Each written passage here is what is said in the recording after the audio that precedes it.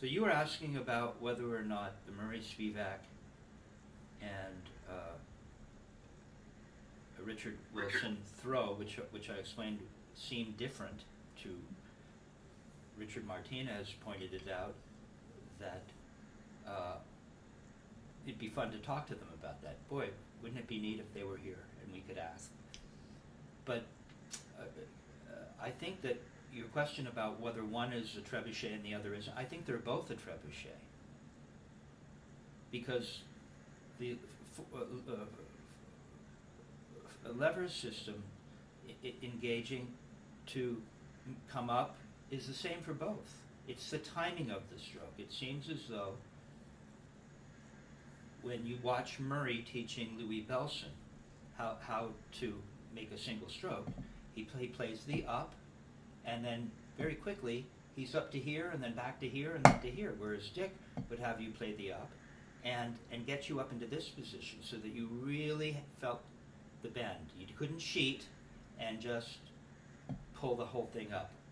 It actually had, you see, there is a slight bend, and it's so small in Murray's case that Dick seemed to, perhaps one of the reasons he taught this way was because he thought that we should really feel the forward bend of the wrist, so that we can get that. See? As opposed to that. All right, so they're both using the lever system in the same way. It seems to be the timing of the use of those lever systems is different. And Richard Martinez mentioned that he thought that Dick's approach was more efficient. That's a whole other conversation. Right now, what we want to do is get into what does all this feel like? See, because for me, a lot of it was about mimicking the words. And I memorized them. And you know, you're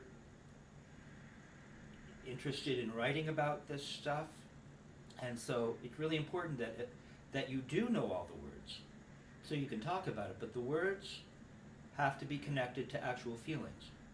Murray Spivak would say, "I teach from through the brain. The brain tells the hands what to do." Dick liked to have you really feel what the whole experience is like. He wanted you to actually have your body get in touch with certain feelings and then have your brain reflect on it. And maybe there's a middle ground somehow. Again, Dick Wilson had a very specific way of teaching this technique. Jack Verga, I'm sure he wouldn't mind me mentioning, at one point in his many years of studying, got really frustrated. We've all been there. And said, "I don't get this. Can't you tell me it, teach it to me, tell it to me in another way?" And Dick said, "No. I'm using the words that most precisely explain what it is I'm thinking in my mind." Now, what Richard Martinez has done is quite brilliant. He's found another way to look at it. All of the teachers, whether it's Spivak or some other technique, so often, not all of them, so often there's discussion about fulcrum, fulcrum, fulcrum. You've heard it over and over. And we always talk about the fulcrum in the hand, but nobody talks about the fulcrum in the wrist, or that the whole thing is some kind of lever system. That was Richard Martinez, who Googled lever system and found something out of, you Canadians did it again, found something on the internet that was the Alberta School of Medicine discussing the 3 classes of levers and describing each one's mechanical advantage relative to the other's mechanical advantage. So that's a whole another conversation. Then well, from there, Richard Martin. What's that? The minutia of how deep the system goes and how deeply you can look at it, and that it's scientifically provable, is fascinating. Right, and so Martinez went further and started noticing things like moment force and moment of force. They're different. Where does the force first come in contact with the lever arm. And in each grip, if you're a traditional player, it'll be different. And so, do we really need to know this stuff? Not necessarily, not if we're just feeling it. If we want to teach it, maybe we need to know it. Ultimately, perhaps each student finds their own way of teaching this technique, because you go through the process of learning and certain things seem to click with a particular student, or with, in my case, certain things seem to make sense. Certain things in the ways that Richard Martinez described it to me, I found very helpful. He was one of the only guys around who was as contemplative, it seems, as Dick Wilson was about the technique, and was relaxed enough to spend the time to get into it. Notice every little subtlety, would notice the smallest detail, and have a way to help you overcome what was an obstacle in terms of some lack of efficiency in your playing. And so, as you begin to learn more and more about this stuff, you'll find your own code words. You'll find your own explanations for things. And you'll borrow from, the great ones who presented the information to you. Okay. So what we're working on was having you play singles. And again, I'm going to have to re-educate my left, because it's in match. Right?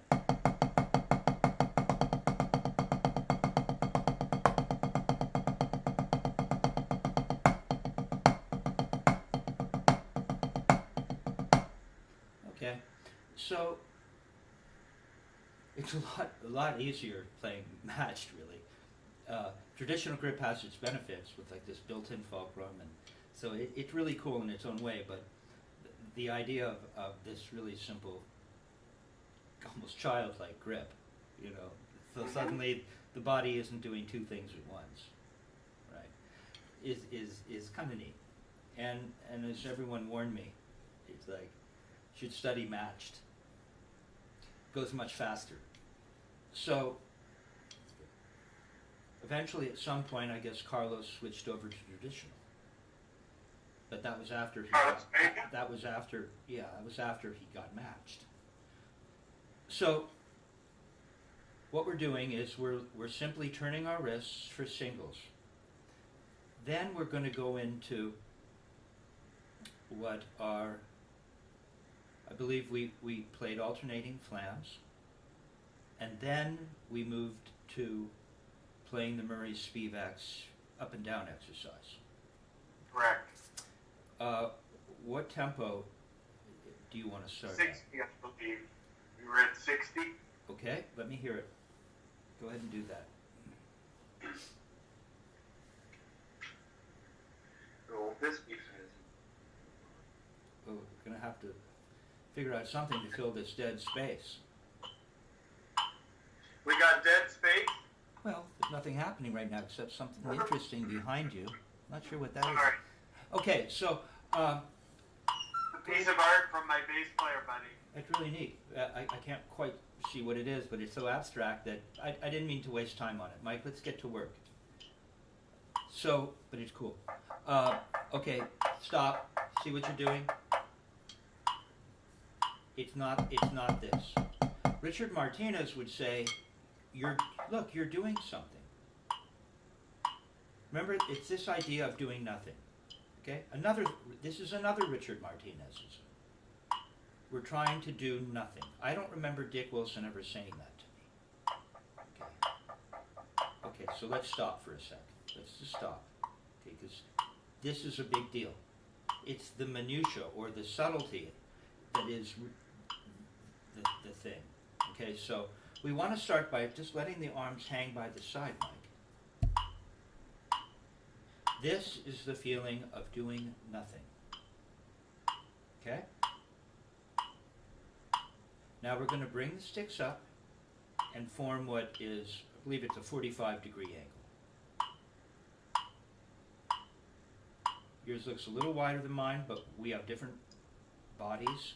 So I'm not saying it's wrong, but let's just really make sure you just brought those sticks up. They're just hanging by your side. Copy me. Trying to get the sticks to kind of hang as plumb as possible with this particular positioning, so that the stick runs from the first finger and thumb out to just next to the bone in this area of the hand. Okay, we're just trying to let everything relax. Trying to feel as much of this in the arms as possible. Then we're going to bring the sticks up. We don't want to do something, okay, now you're doing something else. Don't move, just stay there.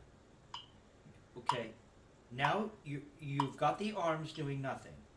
See, you don't need to do this. That's doing something. That's how you started to play. No, you're doing something. You're holding your arms out. We're trying to not do anything with the arms. Now you're doing something with your left thumb, although you're not now. Yeah, you're searching for the thumb, and it's doing this. That's doing something. That would be considered doing something. See, if you really leave the hand alone, it just does this. I don't believe that the thumb does this. So try it. Take the stick out of your hand. And we're just going to bend forward. Good. Thumb didn't do anything weird, and then we're going to come back. There. Stay nice and low. It might feel a little different up here. Okay, we're down here at the floor. At the floor. At the floor. See, so that we're not locking the anti-cubical fossa in a funny position, because this is doing something. We're doing something. We're not doing something. We're just bringing it up to here. That's called doing nothing. And then we're just going to do this, and then we're going to do this, right? And do this, and do this. That's doing nothing, leaving everything alone. Don't pull the arm up. Just leave it nice and... See, it's nice and flat here. It's like this is parallel to the ground, Mike. The forearm is parallel to the ground. Okay, good. Bring it back. I want to keep it moving. I'm trying to keep the momentum going here. So stay with me now. Okay? So we're here. We feel this. Now what I want you to do is bend forward. And on the way back, I want you to do that thing with your thumb and make it go like this. There it is. See, it affects all the other fingers too, doesn't it? I feel it all over the top of my Yeah, it affects everything. Because every time you do something in any part of the body, it does something to another part of the body, which is probably ultimately is an exponential kind of a series of effects, so that you really mess up the natural feeling of the body. Yeah, it feels really funny to do that, but that's what you're doing. You come up. You came up from this position. Unattempted when I do that. Oh yeah. You came up. You felt it. You came up from this position, and you did this. Why? I don't know. Because okay. Here's what we need to do. Tell me what the grip is. The Spivak Wilson grip. How about the Richard Martinez grip, or the Kevin Crabb grip? We're talking about a grip that has a fulcrum in the first knuckle of the middle finger where the stick rests and lies on the meat at the back of the hand, and the thumb and forefinger create a three-fingered fulcrum, and they call this the guide. Okay, hold it up to me. Hold it up to me. No, it's not a bad explanation. That's one way to describe it. But look at your fourth and fifth. There's this big, see, watch, Mike. It doesn't do that. The fourth and fifth don't look like that. You see, if we really understand and honor the way the hand works, if we just put the stick in your hand, it looks more like this. It doesn't look like this. The fingers are in a natural position. We have, therefore, Mike, what is this three-finger grip. Stay with me here. The stick lies in the fulcrum. First finger and thumb are off. They're going to come in and gently guide this stick. I didn't put my fourth and fifth on yet, but it does want to tend to, perhaps it would draw them in. Okay, and the fourth and fifth can be on the stick, just touching, but they really don't have much to do with it. Okay, so we don't want them doing anything because they're just going to hang out and go along for the ride. That's the grip. Do you feel what that feels like? Mm-hmm. This is another Richard Martinezism. Just feed your stick the hand. Feed the hand the stick. Pretty much goes to Well, that. no, we don't same want to. place. We don't want. Because this is going to feel different. I just want you to feel this. See, it's just this. We're trying to get the hand to be natural. Watch. The hand does this, right? Fourth finger and fifth aren't stressed out. Show me what it looks like when you do this. Come down to the floor. We're going to experiment down in our playing position. There, that's it. Now, just put the stick in there. There. Nothing changes. There's a little more distance between the thumb and the first finger.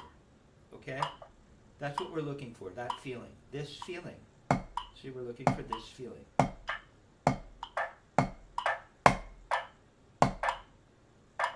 Okay? All right, so that's the grip. So is that the grip when you're down here? No. It is, of course it is. Well, I'm more focused on my thumb and first finger when I'm hanging it at ground zero, because if I try to put my middle finger on it, it points the stick in a different direction. It tends to. Okay, watch. And that's a fair response.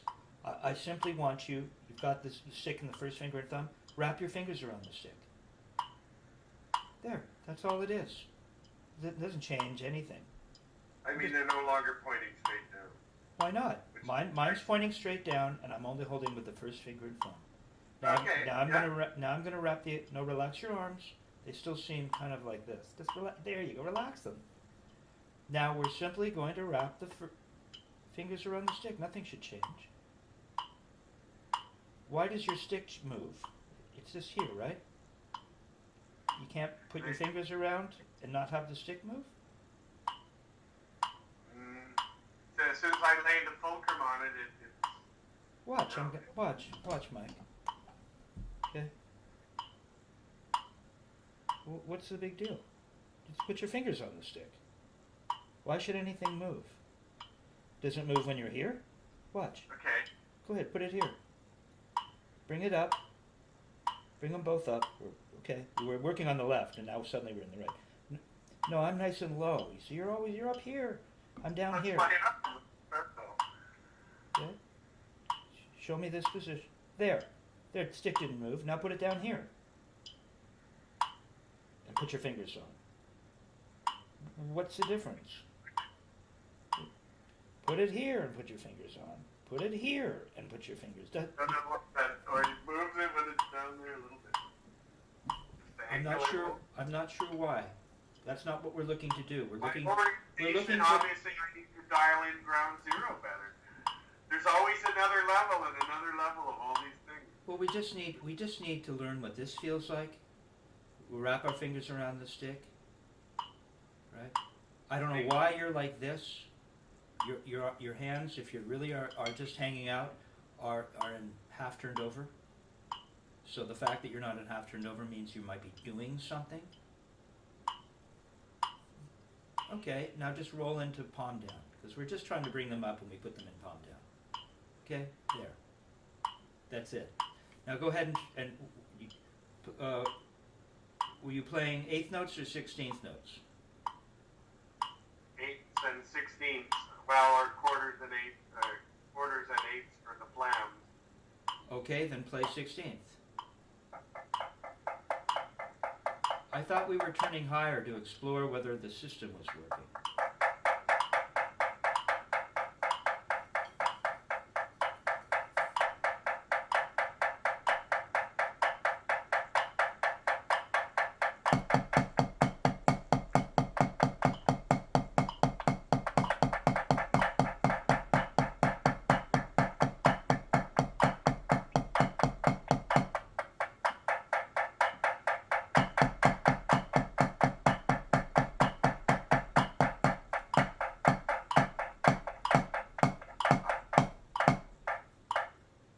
Okay? So we're turning this entire distance.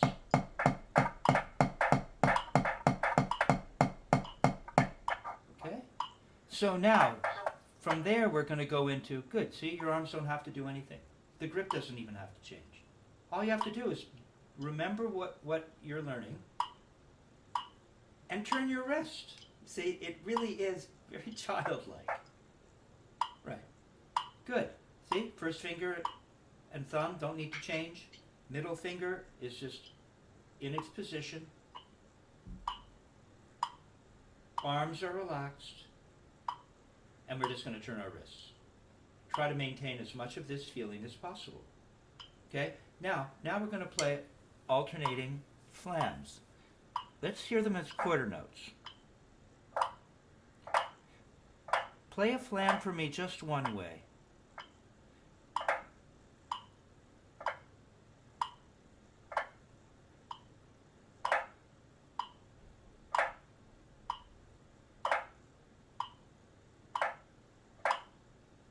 Okay, so stop for just a sec.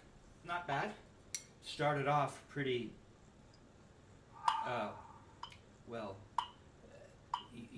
there really didn't seem to be much distinction between the appoggiatura and what we're requesting, which is a throw. In this technique, we have to, and it's where the lesson started, right? We actually have to feel what is a throw. We actually have to feel a throw, which means ultimately, and part of the throw is gonna feel like when you just turn your wrist, right? But first we're gonna do this. Then we're gonna cock our wrist. See, now you're actually getting this part of it, Mike. It actually has to turn. Okay? So there's,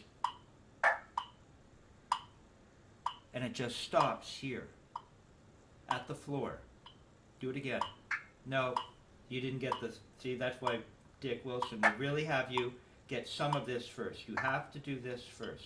It's a little bend, a very gentle bend, and then we're going to turn up. You can leave the arms alone. They'll follow. Leave the grip alone, better, there you go. Now with that, you're simply going to turn your wrist for a tiny little wrist turn in the left, so that you get this.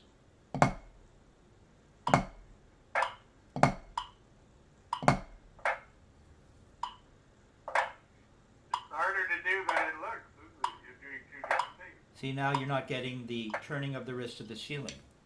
There. There. You don't have to do anything with the grip in either hand. Show me a little appoggiatura in the left. Smaller. Just a tiny turn. No. Now you're going back to your little, what is it? Where you're leveraging. It doesn't do that. It lifts the stick up and comes back down. See? I actually have to watch. See the angle change? See the angle change? And then I'm going to come back to where it's more flat. That's all it is. It doesn't, Mike, it doesn't do this.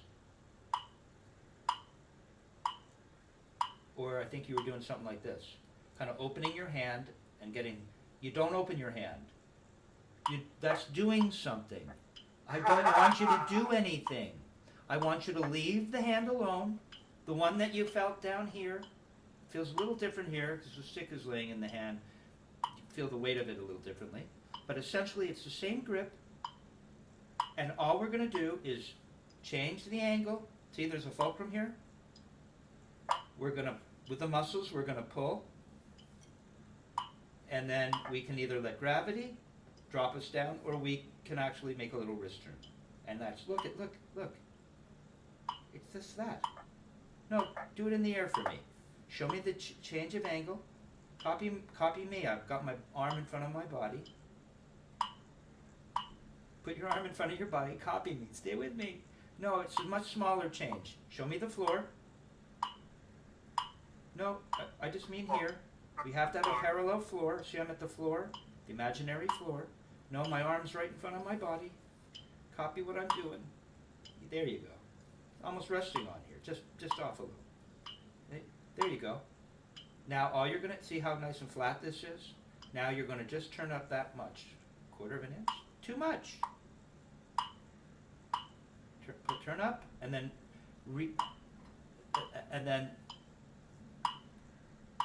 follow the breadcrumbs back. That's where you're traveling. That's where you're traveling. That's it. Nothing's changed, has it? What's changed? Other than the angle of your wrist as it turns over the fulcrum. That's it. Now put that on the surface. Before you play, stop. Now you're going to mimic the same experience down here. You don't just come down and start doing that. You want to find the floor. There's that feeling in the hand that we learned. And we're just going to lift the stick up a little bit and bring it back down, and that angle is going to go from looking like this to this. Go for it. Up, down, there. That's it. See? It's more simple than you thought. Do it again. You don't have to change the thumb, the first finger, or any of the fingers underneath. You don't have to change anything in your arm. You don't have to force it down. You just have to get this little turn. It'll all work out. Just change that angle. You're turning real high for a little tiny turn. I'm not asking you to play. That'll feel a little different. You're having problems playing a little appoggiatura, so now we're smaller. Remember, that's going to be coming up in a minute, potentially. Don't go forcing down. No. Now I see your arm wobbling around. Do you see that? Do it smaller, Mike. Small. Smaller. Lift it up and follow that. There it is. There it is. There it is. Now put an honest to goodness throw, and don't forget to cock your wrist. In other words, turn towards the ceiling. Don't turn higher in your appoggiatura. Your appoggiatura has changed. Get the floor on your right so you have a starting position. There, now you're lined up. You're doing nothing. Bend forward in the right. Bend forward in the right. That's all you're going to do. If you leave everything alone, it's like nothing. Go on. Now cock. There you go. One smooth motion, only in the right. Don't jump ahead. We're working on your appoggiatura in the left. Go. Again.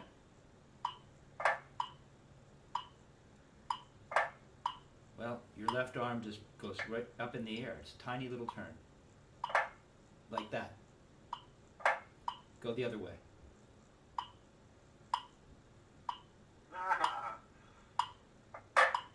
Oh my God.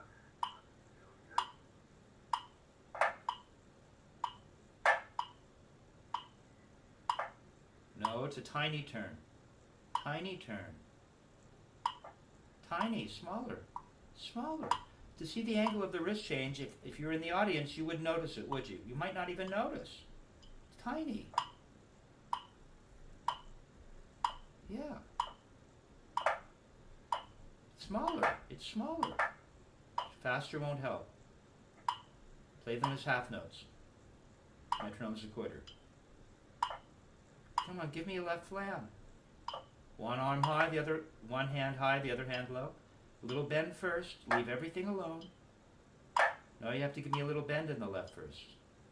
Remember? Just a little bend. It's got to be there though. And then you cock your wrist to the ceiling. There. And a tiny little turn. No, the left doesn't go, the right doesn't slam for the appoggiatura. It's a tiny little note that precedes it. There, like that. There you go. See? Now go the other way. Go back and forth as half notes. Half notes. So you have a chance to consider all the things we're thinking about.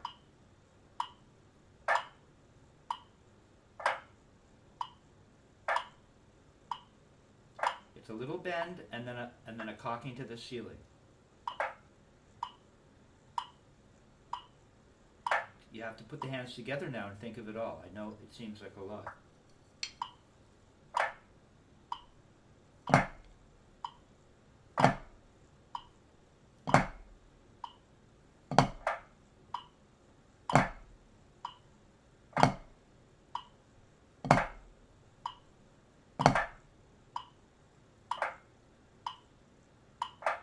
Good. Good. Better. I need to get the thing started sooner. Whatever you're doing, memorize it. Internally, feel it.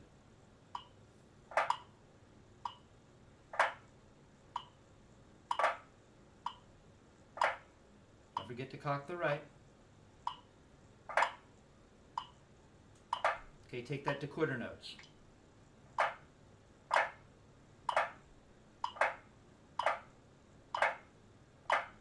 Where are you playing?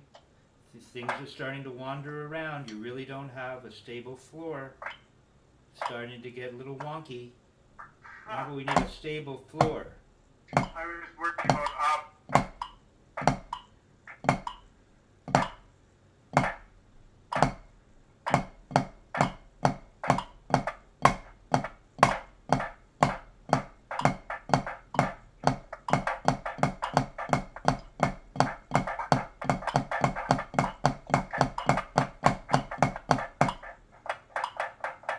Okay, so let's stop. Okay, find that floor and play quarter notes.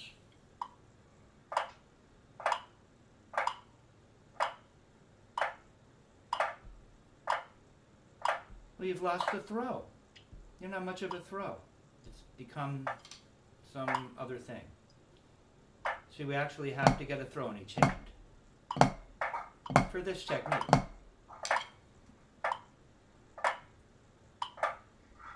With that tempo, I don't have much time to.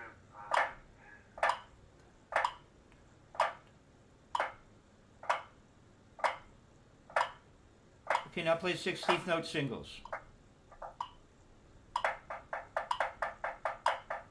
Don't do anything. Arms should feel just like they did as you played an appoggiatura, for instance. But now you're not turning very high. You lost your turn. We were turning higher. We were turning higher, weren't we?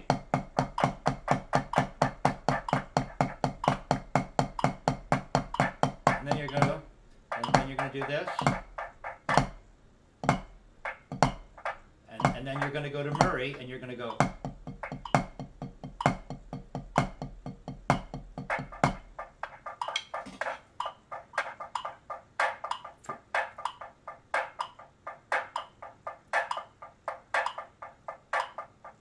Okay, go back to the singles.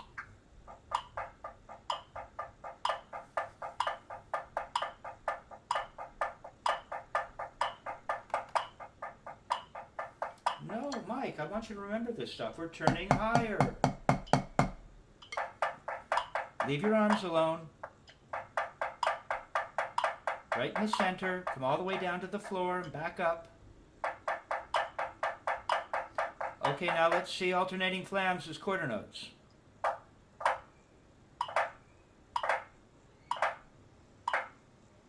Honest to goodness motion for the throw. You have to leave the bead down just a little bit and then cock your wrist to the ceiling. And the other hand plays a tiny little appoggiatura. Right in the center, not out on the side like your right is beginning to do. So you've lost the feeling of the floor. There, coming, no. Find the floor. A little turn in the right, little turn and a little bend, and then we cock the wrist. Where's your throw? You've already had it more than once today. There you go. There you go. It's bigger than you think, isn't it? And the appoggiatura is smaller than you think. But if you're not waiting right down at the floor with your right, you're never going to have a chance to play a small appoggiatura. So you're really kind of like literally stuck at this tempo, and this is pretty slow. Because eventually, Mike, you're going to get this thing going. It's got to be right in the center. If you're wandering around, you're never going to have any speed. The stick will be wandering. It won't feel that much different than a single. You know, singles are supposed to land right in the center. Everything we do, everything we play lands in the center.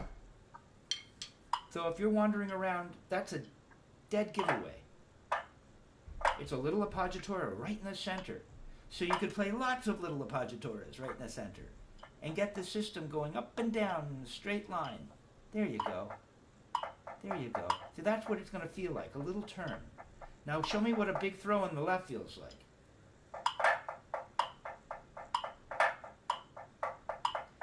Now you've just invented a cool exercise. But turn smaller in the right. Yeah, well, this is so different feeling. Go ahead and do that. All right. 8 notes in the right and then downstroke. Straight up in the left. Straight up. And why is it going straight up? Because when we bend, it goes straight up. Like that. Smaller in the right. Okay, so you can see how much this will help you playing a good backbeat with your right hand on the hi-hat. Immediately, that's going to show up on your next gig. Okay, do it the other way. Smaller, tiny little note. We're mimicking an appoggiatura. It's supposed to go straight up. If you really lead with your wrist by bending forward to start the motion, it will go like that. It will go straight up. Right in the center. You're not at the floor. And you're right. You're doing something. You're holding your arm out to the side. That's doing nothing in the right. Make a little bend from the wrist to go up. There you go. Okay, so now you can play like Billy Cobham and play your ride cymbal on the left. It doesn't really matter once you start to get this stuff. Okay, now we're going to see if we can play a quarter note alternating flam. Remember what the throw felt like while you turn for those tiny little appoggiaturas? At any time, everything's available. You should be able to go into that appoggiatura exercise you invented. You really got to see a throw. It means you actually have to bend forward a little bit to go up. Like that. Like that. See, it's more flexible feeling. Like that. Okay, now we're going to play the Murray Spivak. And it's going to be like the little appoggiaturas in one hand and a throw in the right. 16th notes. Go for it. With the Murray throw, every 4 notes. Every 4 notes. Okay, stop. Stop. It's getting out of hand. You see, you're starting to do stuff. It's getting better, though. You see, you'll notice that the mark on your wear mark on your pad will become smaller and smaller. That's the idea of playing on a dime. Okay, because you're not doing stuff. As soon as you do something, you end up not playing in the center. Okay, so we have to slow that down. You see, you're getting the singles. I can call on you singles, and boom, they're there. Alternating flams, they're starting to get there. Where I can say, Mike, alternating flams, boom. Okay. Now we need to just spend another minute on this Murray Spivak up and down exercise. Okay, so now instead of playing 16th notes, let's play it as 8th notes. Let's see if that helps. It'll give you more time to think. Remember, what we're doing, Mike, before you start to play, is we're learning some of what are the 7 basic strokes. They're these very specific motions. They're all ultimately some kind of wrist turn. Right? That's all we're doing. One hand is turning like this, and the other hand is doing this. In this case, one hand is making a throw, and we're playing notes in between with the other hand, And so really we're back to playing a single stroke, which is, what does that look like? See, that's the flam.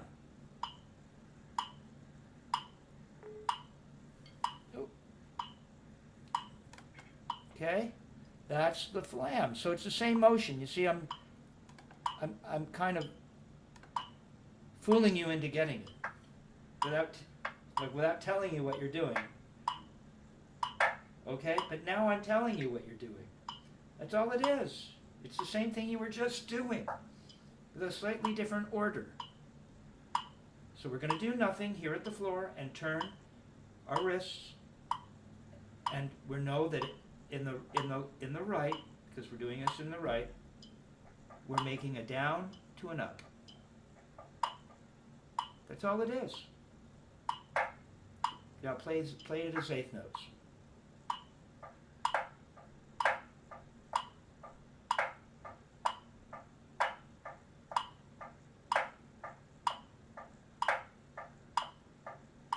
A little more breaking of the wrist. Richie, see why I think Dick really made a big deal about getting this bend forward.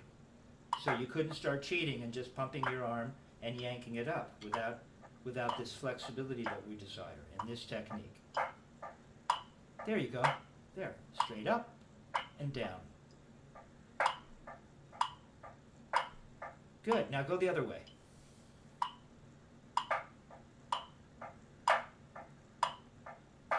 Straight up in the left. If it's going out sideways, it means you're doing something, leading with your arm, doing something.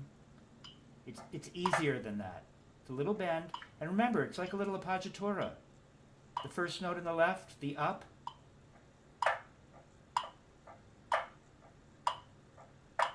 There you go. There you go. Now we're going to go to triplets at that, just every 3 notes. At that speed.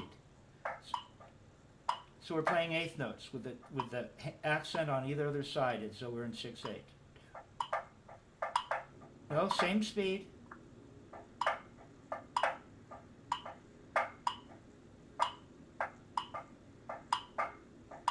It's like 3 against 4, right? 3 against 2. Keep it going.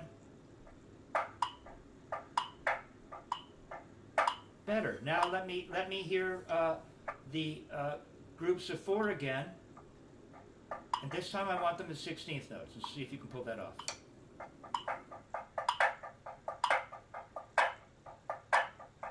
Really have to remember where that floor is.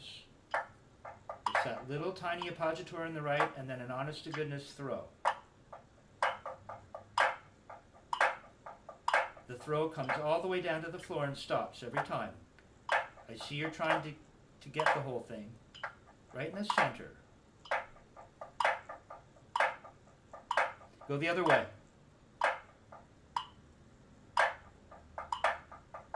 Where's the right playing? It's just those little appoggiaturas in the right in one spot. A little bend forward for an appoggiatura in the left, and then the cocking of the wrist towards the ceiling, which sends the whole system back down towards the floor. There you go. Singles. Don't forget to turn high. Don't do something with your arms. Just leave them alone. Don't do anything. Just turn high. Easy. Just easy. Don't exaggerate. Alternating flams. Quarter notes. Little appoggiatura and an honest-to-goodness throw.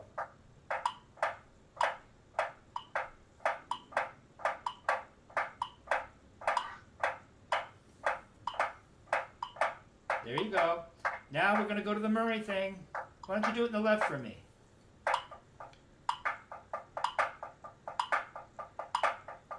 Little appoggiatura in the right. Don't blow it out. And now we're going to go to the groups of 3. 3 over 4.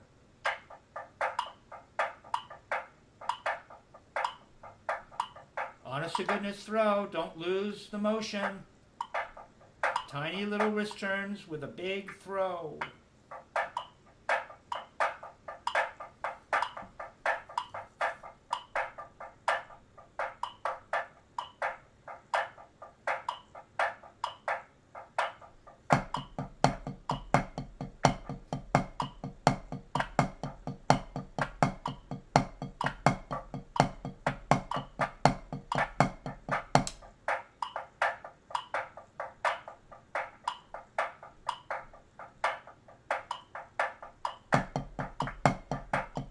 back to groups of 4.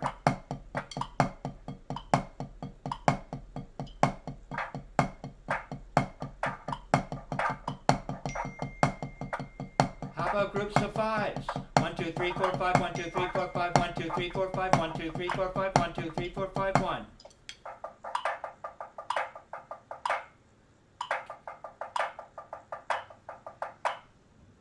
Keep it going. Honest to goodness throw in the right. Stay nice and low for your singles.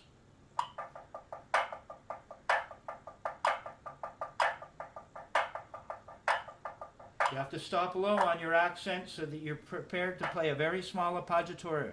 So you're not up in the air searching.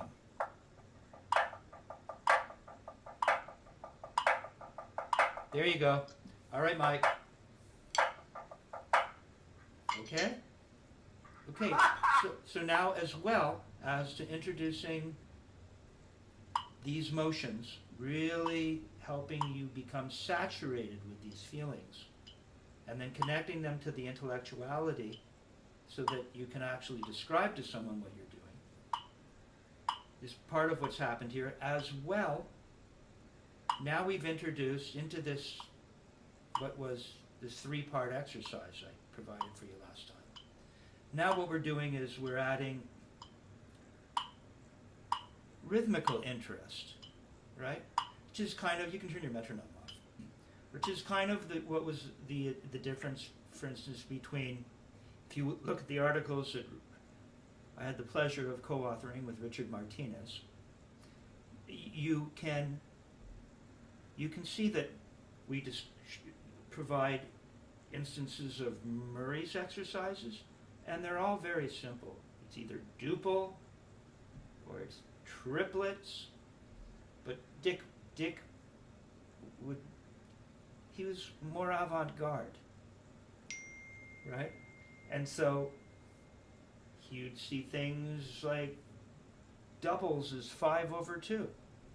Now you have to keep your feet going and keep track of where the metronome's landing. And so what we've done now is we've introduced more rhythmic complexity. It's not a big deal at all. And yet to play it properly, so suddenly you're playing groups of 3/2, and then suddenly you're playing groups of 5s. This is going to free you up on the drum set. Okay, so you're not locked into polarizing the one. This makes available the idea of creating a long tone, and it can be groups of 5s or 7s or 9s. It doesn't always have to be duple. Okay, so that was good. You see, it is getting better. Thank you, Kevin. You're welcome. And so as you're noticing now, the less you do, the better you get. Okay. Good job, Mike. Thank you, Kevin. You're welcome, man.